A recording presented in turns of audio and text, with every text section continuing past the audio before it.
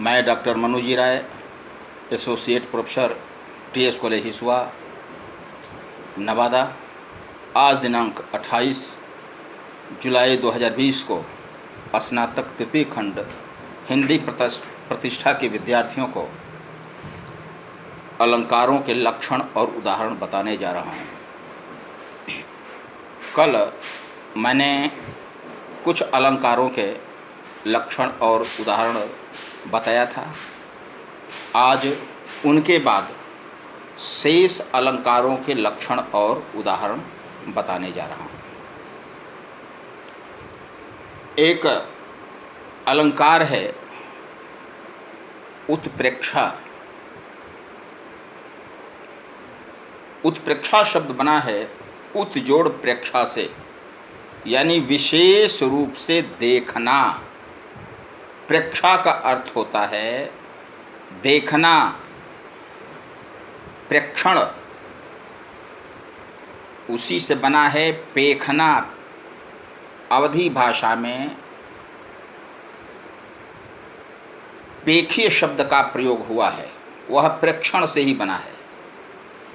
तो विशेष रूप से जहाँ पर देखा जाए वहाँ पर उत्प्रेक्षा अलंकार होता है। जब प्रस्तुत में अप्रस्तुत की संभावना व्यक्त की जाए तब वहाँ पर उत्प्रेक्षा अलंकार होता है। जहाँ प्रस्तुत में अप्रस्तुत की संभावना व्यक्त की जाए, या प्रस्तुत की जगह पर उपमेय भी कर सकते हैं। जहाँ पर उपमेय में उपमान की संभावना व्यक्त की जाए वहाँ पर उत्प्रेक्षा अलंकार होता है। जैसे कामायनी में जयशंकर प्रसाद ने श्रद्धा के रूप सौंदर्य का वर्णन करते हुए बताया है, नील घनश्याम बीच सुकुमार, खुल रहा मृदुल अधखुला अंग, खिला हो ज्यों बिजली का फूल, मेघ वन बीच गुलाबी रंग।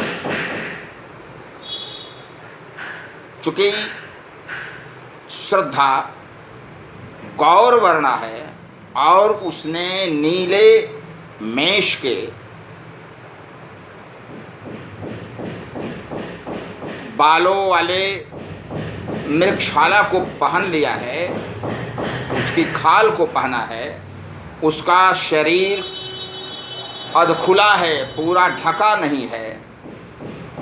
उसके सौंदर्य के बारे में कहते हैं कि नीले काले बादलों के बीच में ऐसा लग रहा है कि कोई बिजली का फूल दिखाई पड़ रहा हो। तो नीले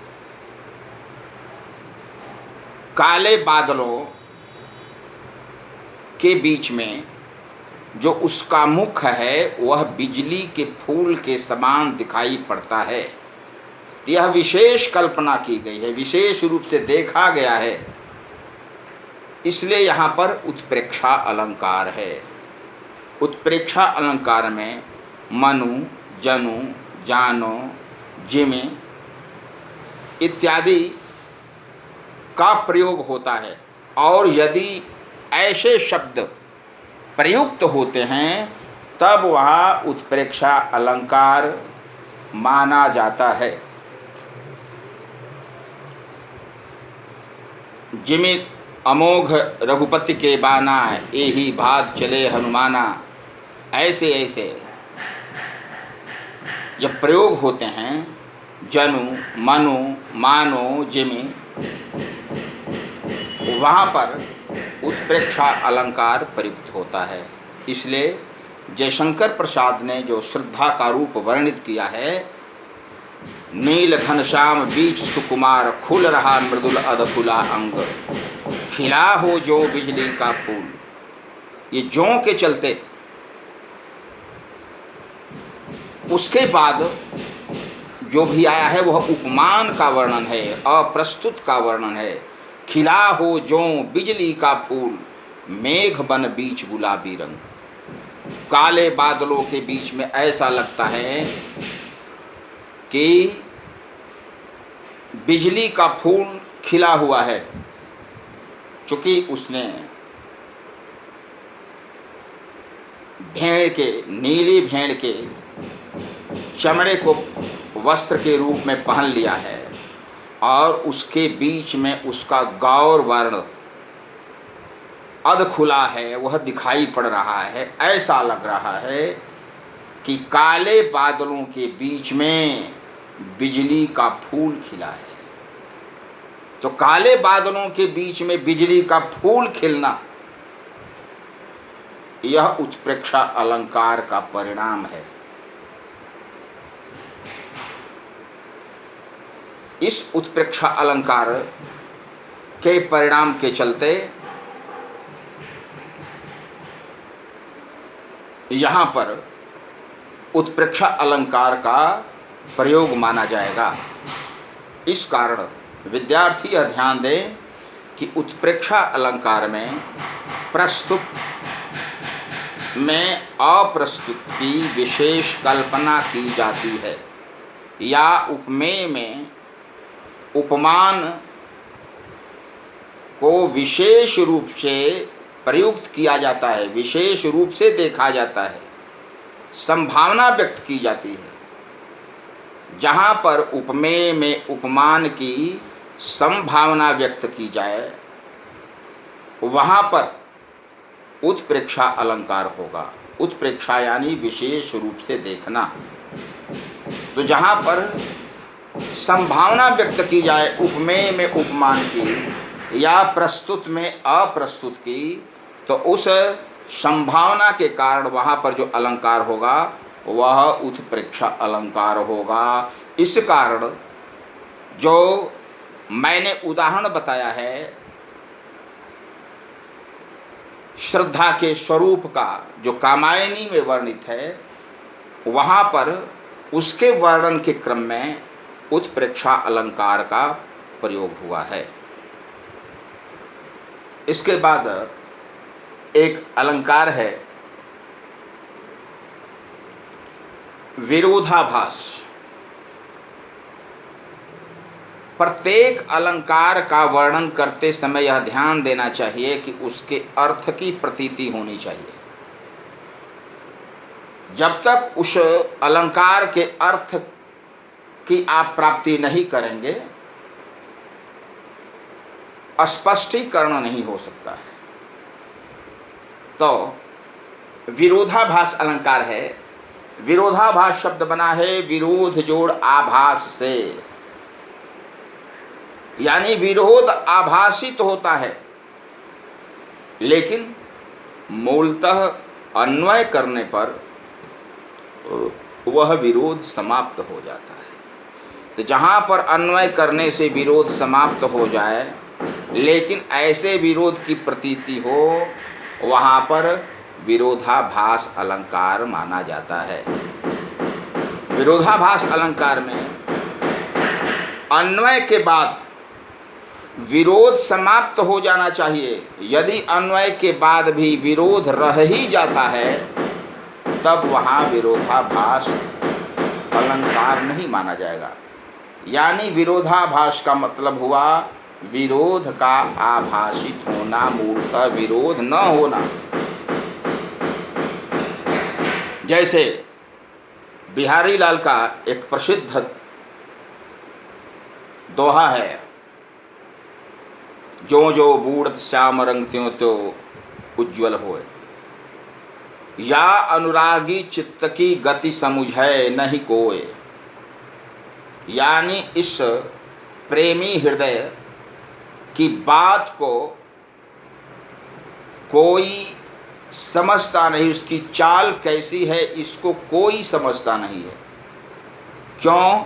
इसलिए कि जो जो बूढ़े श्याम रंग, जैसे जैसे श्याम के रंग में डूबता है वैसे वैसे उजला होता है।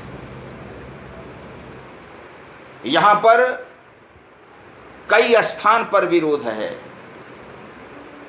जो जो बूढ़े श्याम रंग त्यों त्यों उज्ज्वल होए, जैसे जैसे काले रंग में डूबता है वैसे वैसे उजला होता है। तो जब काले रंग में डूबेगा तो कोई उजला कैसे होगा? यह विरोध का कारण है। काले रंग में डूबने के बाद उजला होना संभव नहीं है। इस कारण इसका अन्वय विशेष दृष्टिकोण के आधार पर करने पर विरोध समाप्त हो जाता है। जैसे ज्यों ज्यों बूढ़े श्याम रंग, रंग का अर्थ यहाँ पर वर्ण नहीं है, रंग का अर्थ प्रेम है। जैसे कोई कहा था कि बहुत रंगीन मिजाज के हैं, यानी प्रेमी स्वभाव।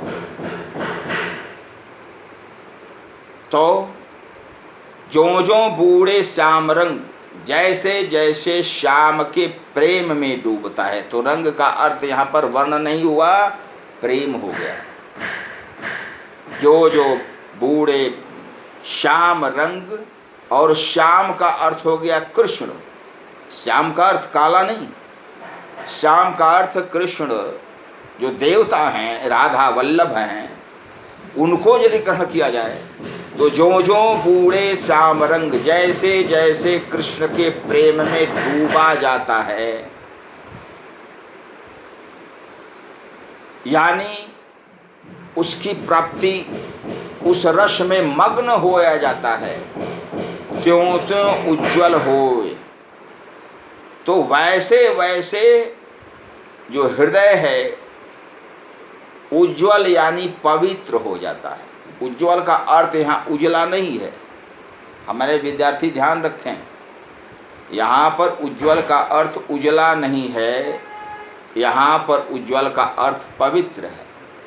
तो जो जो बूढ़े श्याम रंग त्यों त्यों उज्ज्वल हो, जैसे जैसे कृष्ण के प्रेम में मन डूबता है वैसे वैसे यह उजला होता है, अर्थात पवित्र होता है। तो बिहारी लाल के इस दोहे में विरोधाभास अलंकार है। विरोध है, आभासित हो रहा है, अन्वय करने पर विरोध दूर हो रहा है। इस कारण यहाँ पर विरोधाभास अलंकार माना जाएगा। क्यों? इसलिए कि इसमें बताया है कि इस प्रेमी हृदय की चाल को कोई समझ नहीं सकता, क्योंकि यह जैसे जैसे कृष्ण के प्रेम में डूबता है, मग्न होता है, वैसे वैसे यह पवित्र हो जाता है। तो इस कारण यहाँ पर जो अलंकार हुआ वह अलंकार विरोधाभास हुआ। विरोधाभास यानी विरोध जोड़ आभास, विरोध का आभासित होना, लेकिन मूलतः विरोध का न होना। इसलिए यहाँ पर विरोधाभास अलंकार हो गया। एक अलंकार है श्लेष। श्लेष का अर्थ होता है सटा, सटा हुआ, सृष्ट यानी सटा हुआ। श्लेष अलंकार वहाँ होता है जहाँ पर एक शब्द में एक से अधिक अर्थ जुड़े हुए रहते हैं और अन्वय करने पर उसके विभिन्न अर्थों का प्रकटीकरण हो जाता है। तो श्लेष अलंकार वहाँ पर होगा जहाँ पर किसी एक शब्द में एक से अधिक अर्थ सटे हुए होंगे। जिस प्रकार से दो पन्ने के बीच में जब गोंद लगा दी जाती है तो दोनों पन्ने सट जाते हैं, यानी दोनों श्लिष्ट हो जाते हैं, और उन पन्नों को विशेष रसायन के द्वारा यदि संपर्क करा जाए तो दोनों पन्ने अलग हो जाएंगे। यही स्थिति होती है श्लेष अलंकार में। यानी श्लेष अलंकार वहाँ पर होगा जहाँ पर कोई ऐसा शब्द प्रयुक्त होगा जिसमें एक से अधिक अर्थ होंगे, यानी वह श्लिष्ट शब्द होगा और उसका जब अन्वय किया जाएगा तब एक से अधिक अर्थ प्रकट हो जाएंगे, वहाँ पर श्लेष अलंकार माना जाएगा। तो अलंकार हो गया श्लेष, वह शब्द हो गया श्लिष्ट। तो उदाहरण के रूप में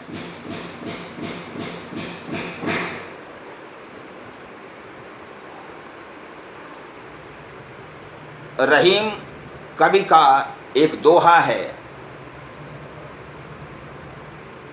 रहीमन पानी राखिए बिन पानी सब सून। रहीम कवि का कहना है कि पानी को रखना चाहिए और बिना पानी के सब कुछ सूना है। रहीमन पानी राखिए बिन पानी सब सून, सब सूना हो जाता है। कैसे भाई? तो पानी गए न उबरे, यदि पानी एक बार चला गया तो फिर वह पानी लौटता नहीं है। जैसे मोती मानुष चून, मोती का पानी, मनुष्य का पानी और चूना का पानी, ये तीनों व्यर्थ हो जाते हैं पानी के बिना। मनुष्य, चूना और मोती। तो यहाँ पर पानी शब्द श्लिष्ट शब्द है। रहीमन पानी राखिए बिन पानी सब सून। इस दो चरणों में श्लेष अलंकार का प्रयोग नहीं है। श्लेष अलंकार का प्रयोग है निचले चरण में, जो दो नीचे के चरण है। पानी गए न उबरे, पानी चला जाए तो फिर उससे मुक्ति नहीं होगी, उबार नहीं होगा। किसका? मोती का, मनुष्य का और चूना का। तो यहाँ पर इस पानी शब्द में तीन अर्थ सटे हुए हैं। ध्यान रखिए विद्यार्थी, इस पानी शब्द में तीन अर्थ सटे हुए हैं। मनुष्य के लिए पानी का अर्थ है प्रतिष्ठा, इज्जत, सम्मान। मोती के लिए पानी का अर्थ है चमक, लाइट, नूर। और तीसरा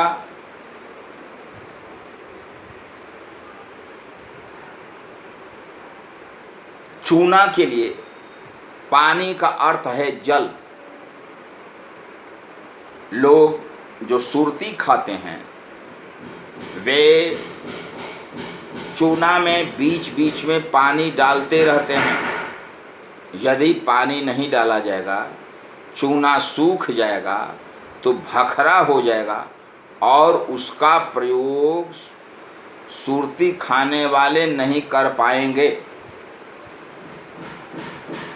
इसीलिए यहाँ पर जो अलंकार होगा वह श्लेष अलंकार होगा। यानी जहाँ पर किसी एक शब्द में एक से अधिक अर्थ सटे हुए हों और अन्वय करने पर उन अर्थों की प्रतीति हो जाए, प्रकटीकरण हो जाए, तब वहाँ पर श्लेष अलंकार होगा। यानी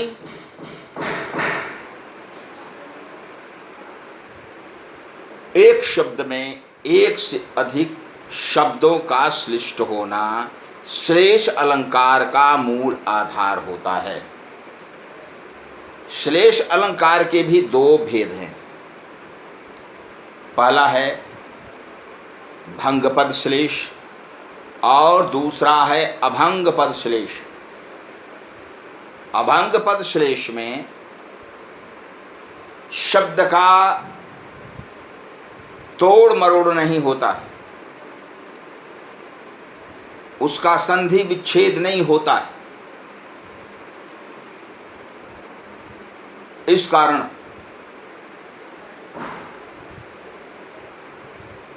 उसको अभंग पद श्लेष कहते हैं। लेकिन भंग पद श्लेष में शब्द का अन्वय किया जाता है, संधि विच्छेद वगैरह किया जाता है, और तब पता चलता है कि नहीं, इसमें एक से अधिक अर्थ सटे हुए हैं। तो पहला है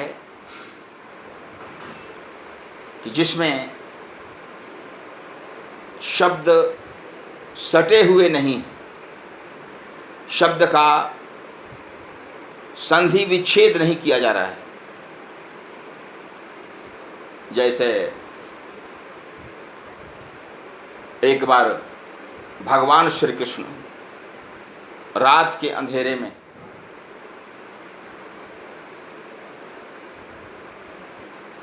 पहुंच गए राधा के दरवाजे पर।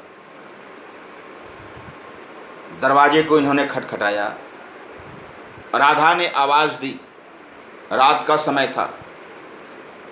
कौन द्वार पर, यानी द्वार पर कौन है? तब ये कहते हैं हरि मैं राधे, अय राधिका मैं हरि हूँ। यहाँ पर हरि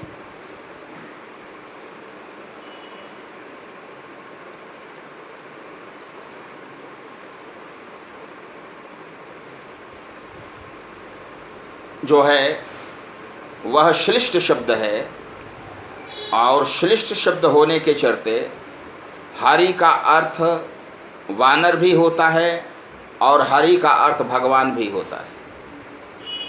तो उस प्रश्न करती है कि कौन द्वार पर, यानी दरवाजे पर कौन है? ये कहते हैं कि मैं हरि हूँ। वह कहती है क्या वानर का काम है यहाँ? यहाँ पर बंदर का क्या काम है? तो ऐसे जो शब्द हैं, कहीं कहीं श्लेष और वक्रोक्ति दोनों का संयोग हो जाता है। आधार तो श्लेष ही रहता है, श्लेष वक्रोक्ति कहलाता है। तो मैंने जो पहला उदाहरण दिया उसके अतिरिक्त एक और उदाहरण है, सत्याशक्त दयाल द्विज प्रिय अघहर सुखकंद जनहित कमला तजन जय शिव नृप कवि हरिचंद। वहाँ सत्याशक्त जो शब्द है वह श्लिष्ट शब्द है, और उस श्लिष्ट शब्द के भंग पद श्लेष के द्वारा कई अर्थ निकलते हैं। सत्याशक्त शब्द की व्याख्या जो होगी, जो अन्वय किया जाएगा, जनहित कमला तजन जय शिव नृप कवि हरिचंद, यानी सत्याशक्त शब्द जो श्लिष्ट शब्द है वह 5 के लिए अलग अलग अर्थ देता है। जनहित कमला तजन, तो सत्याशक्त पहले शिव के अर्थ में लिया जाए, जो सती के प्रति आसक्त थे, सती जोड़ आसक्त सत्यासक्त। दूसरा कवि के लिए लिया जाए तो जो सत्य के प्रति आसक्त थे सत्यासक्त।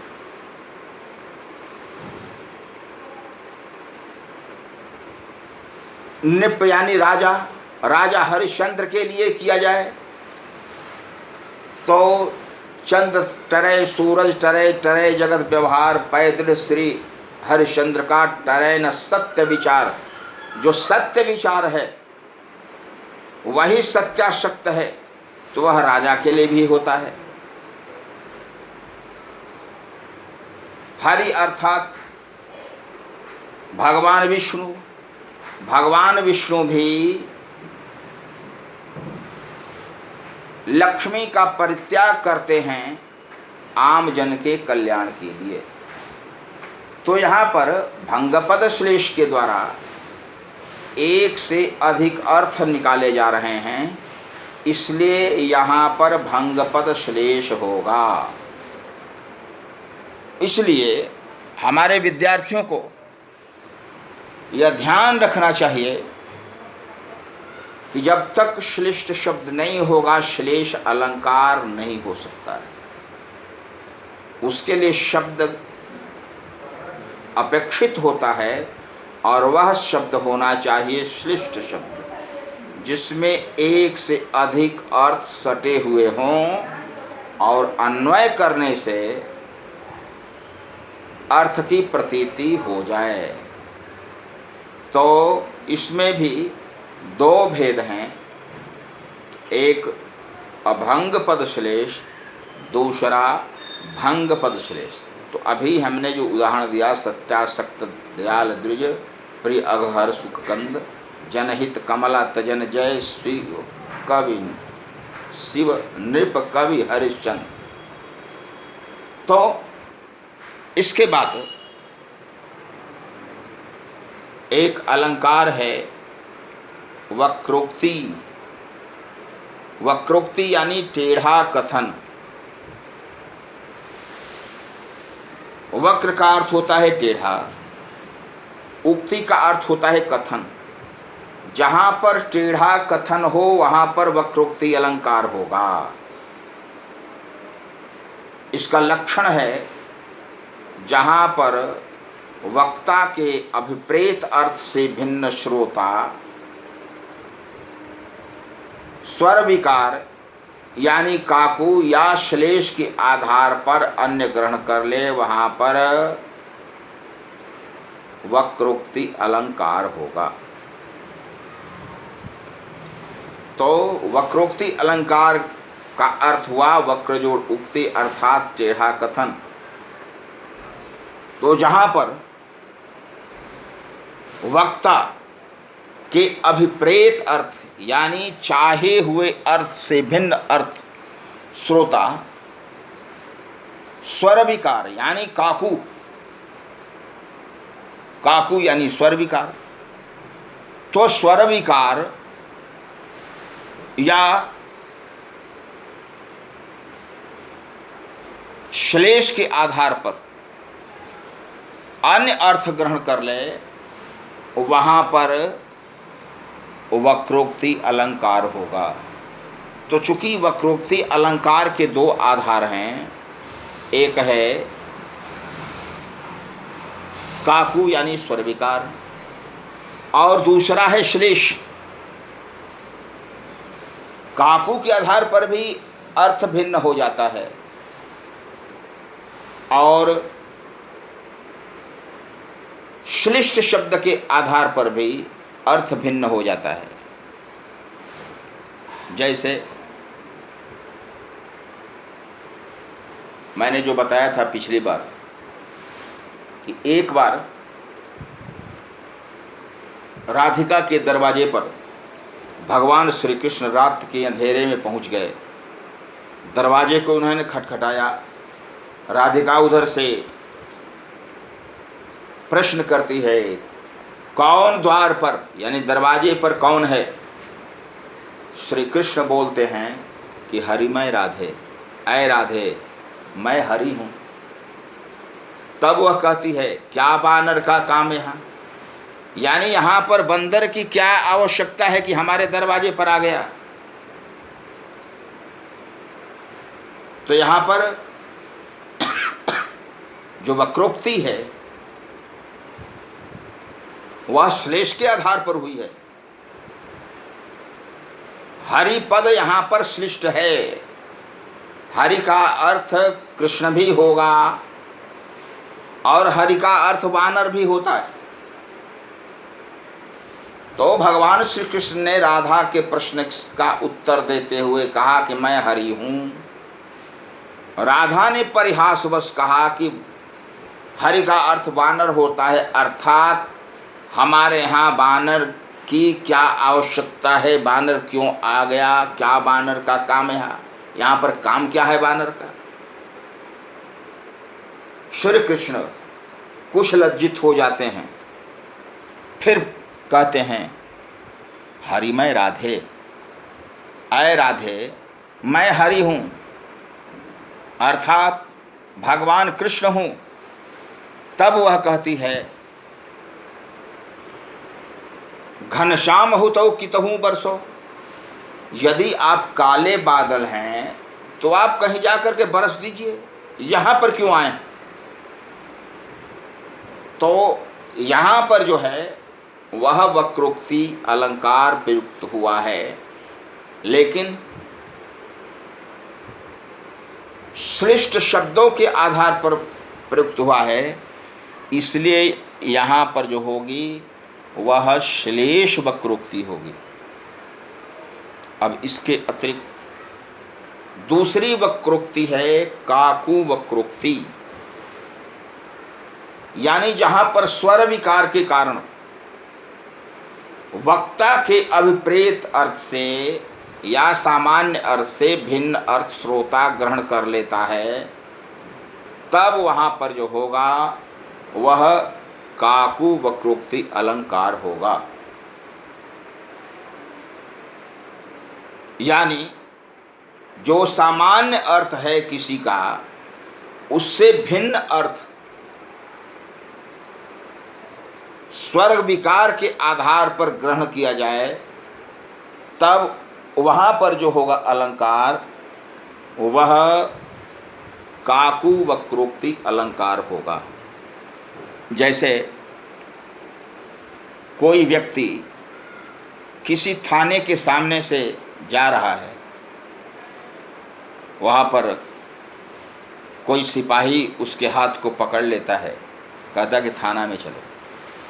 संयोग से उस व्यक्ति के साथ एक और मित्र भी है, दोनों को पकड़ता है, कहता कि थाना चलो। एक मित्र कहता है मैं चोर हूँ, हूँ पर जोर देता है, मैं चोर हूँ, अर्थात क्या मैं चोर हूँ। तो इस प्रश्नवाचक वाक्य के प्रयोग के आधार पर यह प्रतीत होता है कि वह अपने को चोर नहीं मान रहा है। अर्थात ये कहना कि मैं चोर हूँ, अर्थात मैंने चोरी नहीं की है कभी, क्यों हमको पकड़ा गया है। दूसरा,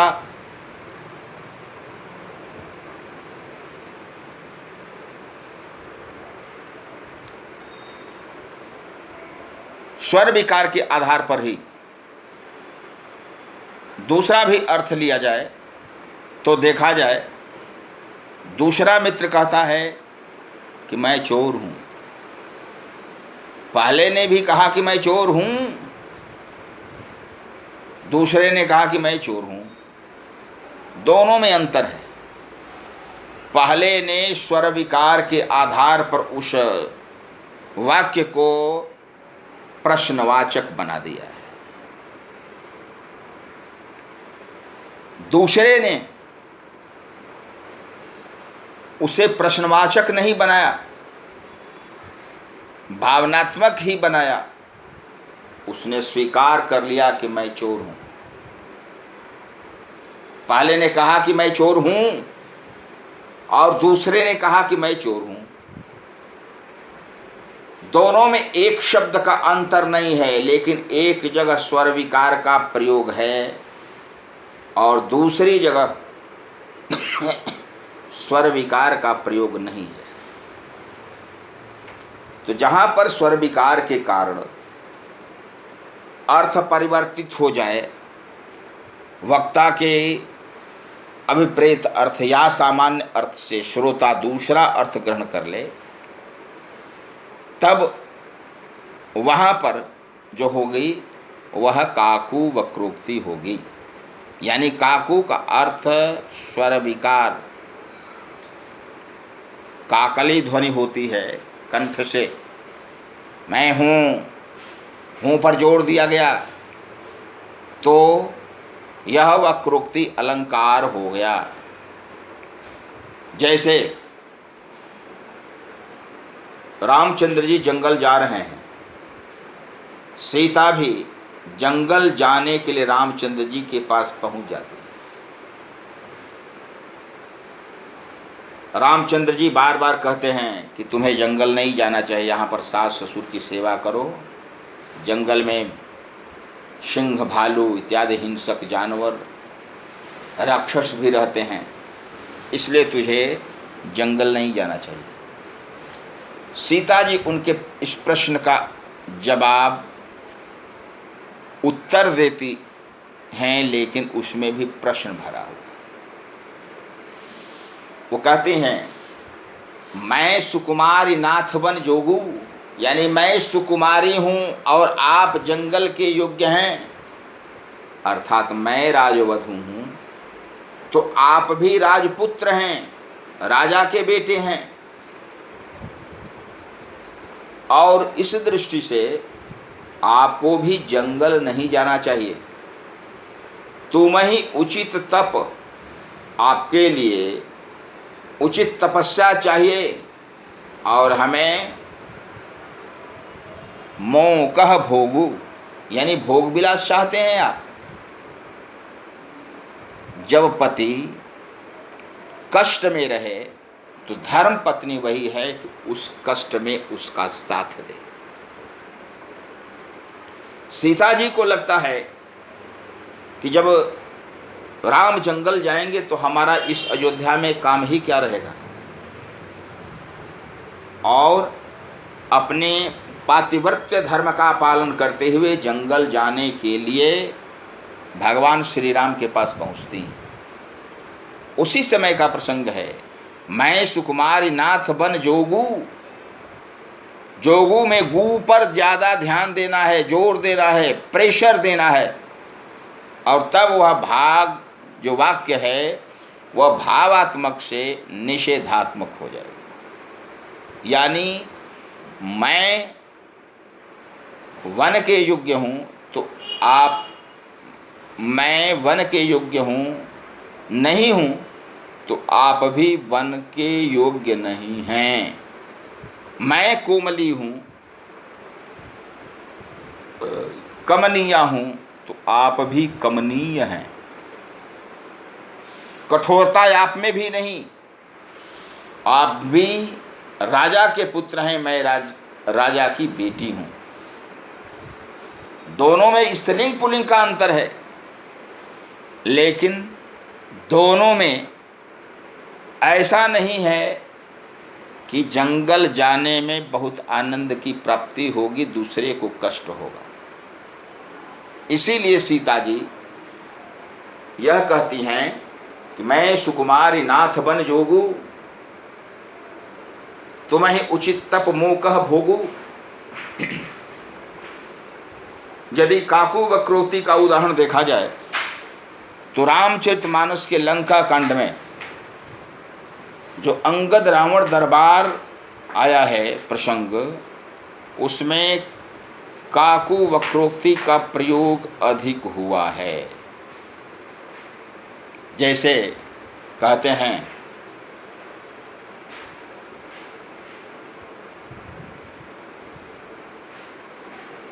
राम मनुज कसरे सठ बंगा। अंगद जी कहते हैं कि अरे बदमाश बांगड़, राम क्या मनुष्य हैं, राम मनुज कसरे सठ बंगा। अरे दुष्ट, क्या राम मनुष्य हैं? प्रश्नवाचक चिन्ह है। इस कारण राम मनुष्य नहीं, राम देव हैं, ईश्वर हैं।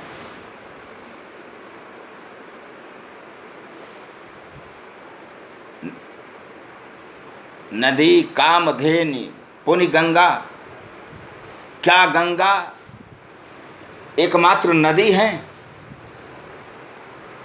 क्या कामधेनु मात्र एक गाय है?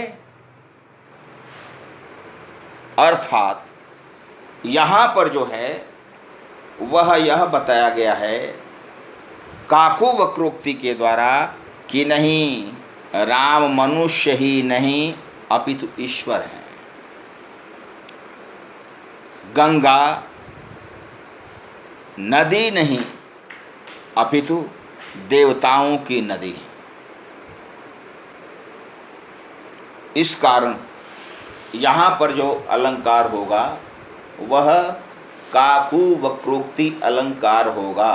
काकू यानी स्वर विकार, वक्रोक्ति शब्द बना है वक्र जोड़ उक्ति से, जहाँ पर स्वर विकार के माध्यम से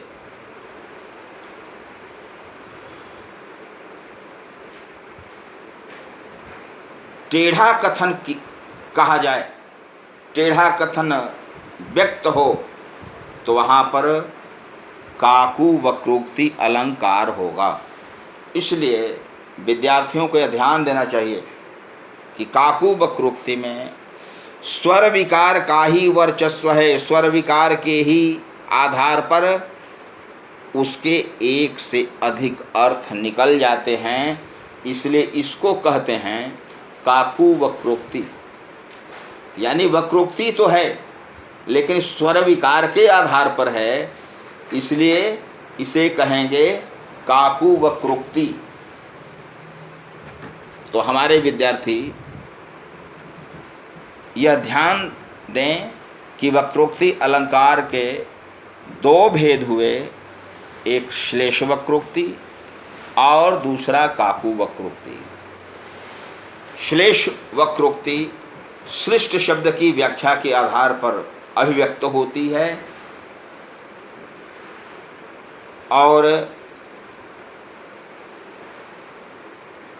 काकू वक्रोक्ति स्वर विकार के आधार पर अभिव्यक्त होती है। जैसे मैं सुकुमारी नाथ बन जोगू, या तुम्हें उचित तप मोकह भोगू, वहाँ पर प्रश्नवाचक है और इस प्रश्नवाचक चिन्ह के चलते अर्थ बदल जाता है। इस कारण हमारे विद्यार्थियों को यह सावधानी बरतनी चाहिए कि जहाँ भी स्वर विकार होगा, प्रश्न यदि भावात्मक हो जाता है, अर्थ उसका निषेधात्मक होगा। निषेधात्मक वाक्य यदि होता है तो उसका अर्थ भावात्मक हो जाएगा। ऐसा प्रयोग में होते रहता है। इसके अतिरिक्त एक और अलंकार है और उसका है सांगरूपक। सांगरूपक यानी प्रत्येक अंगों के साथ रूपक का प्रयोग करना। यानी रूपक तो है लेकिन अंगों के साथ है, यानी कई रूपक उसमें एक साथ प्रयुक्त हुए हैं, तब उसको कहते हैं सांग रूपक। यानी कई रूपक के संदेश जहाँ पर हों, संकेत हों, वहाँ पर सांग रूपक अलंकार होता है। जैसे जिस समय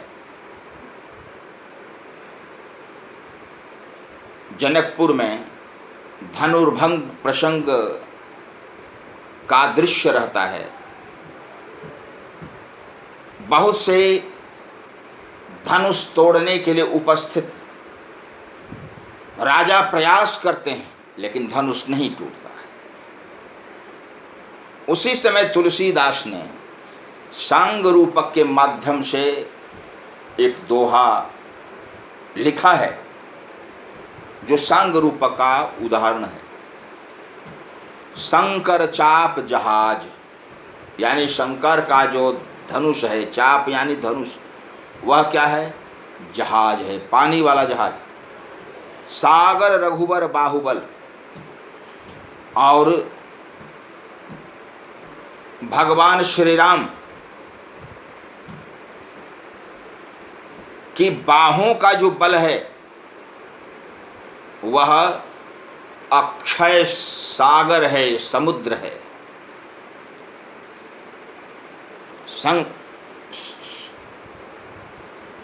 शंकर चाप जहाज सागर रघुवर बाहुबल। रघुवर का बाहुबल वह क्या है? शंकर चाप जहाज सागर, वह समुद्र बना हुआ है। बूढ़ सो सकल समाज, तो सभी समाज उसमें डूब गए। किसमें? चढ़े जो प्रथम ही मोह बस। जो शंकर के चाप पर मोह से ग्रस्त होकर के बैठ गए और जिन्होंने भगवान राम के पुरुषत्व पर उंगली उठा दी, उसी के बारे में संकेत है। शंकर चाप जहाज सागर रघुवर बाहुबल, बूढ़ सो सकल समाज, वह समाज डूब गया। राजा साहब का पश्चाताप, रानी सुनैना का विलाप, अन्य सखियों का करुण विलाप कि अब लगता है कि सीता का विवाह नहीं होगा। लेकिन जब रामचंद्र जी उस धनुष को तोड़ देते हैं, उसी समय का है कि जब टूट गया तो जितना भी था प्रश्न, उन प्रश्नों के उत्तर मिल गए। शंकर चाप जहाज, शंकर का जो बड़ा धनुष है वह क्या है? शंकर चाप जहाज, वह जहाज है। जहाज की भी बनावट ऐसे होती है, समुद्र में यदि चल रहा है तो पेंदे की ओर वो ज़्यादा नीचे है और उसके बाद क्रमशः उसका किनारा ऊंचे होते जाता है। तो शंकर चाप जहाज सागर रघुबर बाहुबल, जो भगवान श्री राम का बाहुबल है, उनकी बाहों का बल है, वह क्या है? तो वह समुद्र है। बूढ़ सो सकल समाज, उस पर बहुत से समाज के लोग सवार हुए हैं जो डूब गए।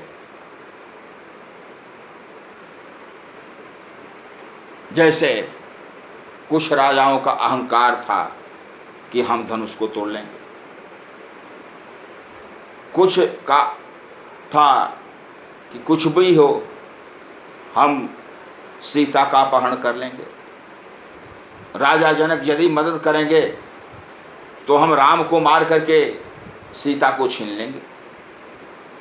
तो ऐसे ऐसे जो प्रश्न हैं उनका इसमें समाधान किया गया है, सबका संयोग इसमें किया गया है। सागर रघुबर बाहुबल, बूढ़ सो सकल समाज, चढ़े ज प्रथम ही मोह बस। जो प्रथमावस्था में ही मोह से वशीभूत होकर के सवार हो गए, वे सभी डूब गए। सांग रूपक अलंकार का प्रयोग सूरदास ने भी किया है। अद्भुत एक अनुपम बाग, जुगल कमल पर जरगवर क्रीड़त, तापर सिंह करत अनुगारक, हरि पर सरवर सर पर गिरवर, तापर खिले कंज पराग, रुचिर कपोत बसते ही ऊपर, ता ऊपर एक मणिधर नाग। यानी वहाँ पर सांग रूपक का प्रयोग किया गया, पूरे रूपक का प्रयोग किया गया है। तो ऐसे ऐसे, या तुलसीदास का जो रामचरितमानस के बाल कांड का मानस रूपक है, वह सांगोपांग वर्णित हुआ है। दूसरी जगह रामचरितमानस का ही उत्तरकांड का जो ज्ञान दीपक प्रसंग है, वह भी सांग रूपक का ही उदाहरण है। इसलिए सांग रूपक भी मूलतः रूपक का ही एक भेद है। और इसमें कई अंगों के साथ इस अलंकार का प्रयोग किया जाता है। इस कारण इसे सांग रूपक कहा गया है। अतएव सांग रूपक अलंकार का प्रयोग मूलतः इस रूप में किया गया है कि उसमें प्रत्येक अंगों का स्पष्टीकरण हो जाए।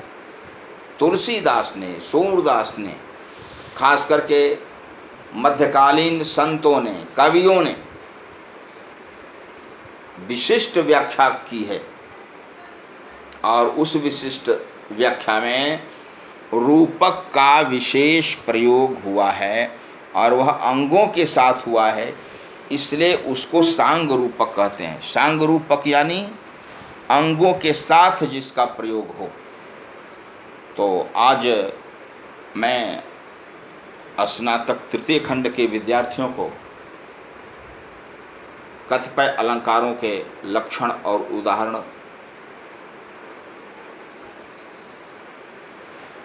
बता रहा हूँ। अगले दिन जो शेष अलंकार हैं उनका लक्षण और उदाहरण बताऊंगा। अभी दूर रह करके अध्ययन और अध्यापन किया जाए। ऑनलाइन अध्ययन और अध्यापन एकमात्र माध्यम रह गया है। इस लॉकडाउन का हम लोग पालन करें, दूर रहें, स्वस्थ रहें। आप हमसे इस नंबर पर सुबह 10 बजे से शाम के 4 बजे तक प्रश्न कर उसका उत्तर प्राप्त कर सकते हैं। धन्यवाद।